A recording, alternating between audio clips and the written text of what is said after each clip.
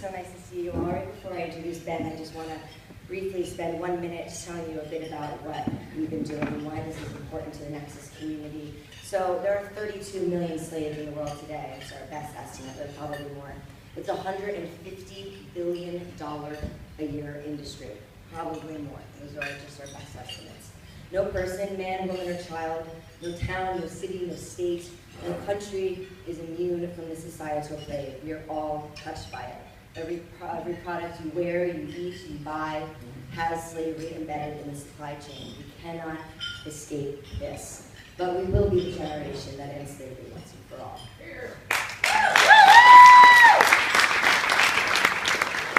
In February 2014, exactly 1 year ago this week, we launched the Nexus Human Trafficking and Modern Slavery Working Group, which was an initiative launched by our founder, Rachel Cohen-Gerald, to build awareness of the problem in our amazing network and commit our members, their philanthropies, their foundations, and even our businesses towards the goal of making the world slave-free. We've accomplished a lot in this first year. We presented at the United Nations, we presented at the White House, and we presented on Capitol Hill, and we were praised by Carolyn Maloney for our efforts on behalf of Nexus. Because of the DC Summit in November, and this is the first that anybody is hearing about this, Colorado Representative Dan Pabon, who is the state speaker, is passing the first ever Awareness and Advocacy Day for the state of Colorado on February 27th, the legislation which I was privy to help write. Every Tuesday at 11 a.m. we feature a speaker, one of the leading luminaries in the abolition fight from around the world, business people, corporate leaders, not-for-profits, visionaries, authors, activists, survivors, and even the gentleman who I'm about to introduce. We've also published a series of original reports, one which you will find on your table, which will highlight the role of trafficking in the Caribbean and the organizations working on the ground to end it.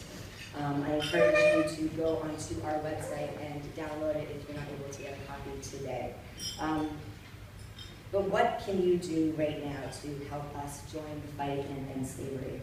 Go to nexusyousummit.org and check out our page. We're there with a little tab that says human trafficking. Go and download our reports. My favorite one is the 100 Acts of Abolition. It's 100 little things that you can do, from reading a book to Googling a website, to watching a film, to taking action on behalf of survivors that can make you an abolitionist, because we can all be abolitionists. Go and check out slaveryfootprint.org and find out how many slaves you contribute to keeping in slavery through every single purchase and every single thing that you do each and every day. Join our anti-slavery selfie campaign. We're asking everybody while you're here in the Caribbean to make a sign that says, "We are Nexus, end slavery now," and tweet it at us. Our hashtag is NexusHTMS. We will retweet it and add it to our online photo album. But finally, no matter what you do, and when you leave this conference, I implore you to go home and find out how forced labor, trafficking, sex exploitation, and slavery affects not only your home, but your communities, your businesses, and your personal life. Because unless we understand the extent of the problem, unless you personally understand the extent of the problem, we're not going to be able to fix it. We're not going to be able to stop it. But now is the time to do so, because if it's not us, then who will? Now, I would like to introduce our guest speaker, who not only has the best mustache the world has ever seen. You can take a good look at it when he's up here. But I am deeply honored to not only call him a mentor, but a very dear friend. Born in 1976, Ben Skinner was raised in Wisconsin in northern Nigeria, where his father served as a British colonial administrator. He first learned about slavery as a child in Quaker meetings. Skinner's Sunday school teachers spent as much time on Harriet Tubman and William Lloyd Garrison as they did on Moses and Jesus. Skinner himself comes from abolitionist stock. His great-great-grandfather, Robert Pratt, served with the 1st Connecticut Artillery in the siege of Petersburg, the 10-month campaign which led the Confederate Army and led to General Lee's ultimate surrender. Pratt's uncle was a comb maker, too old to serve at the time, but not too old to make fiery anti-slavery speeches. When one of his distributors told him his abolitionist talk was hurting sales in the South, he exploded, "If they won't buy my Yankee combs, then let them go lousy." In 2003, as a writer on assignment in Sudan for Newsweek International, Skinner met his first survivor of slavery. He had first flown in under enemy radar with an evangelical group reporting to buy slaves en masse to secure their freedom.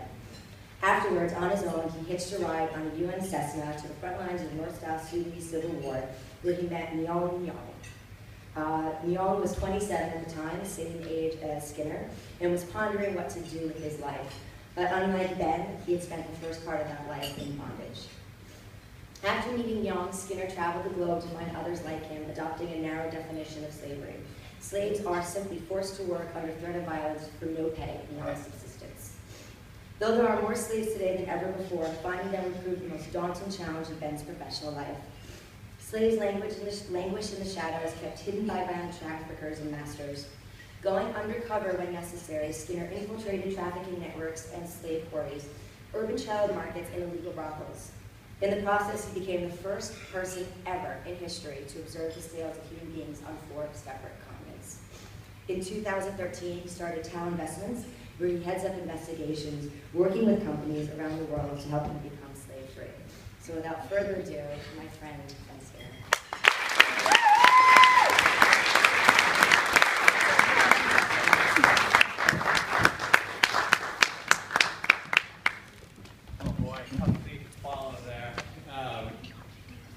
I'd forgotten it somewhere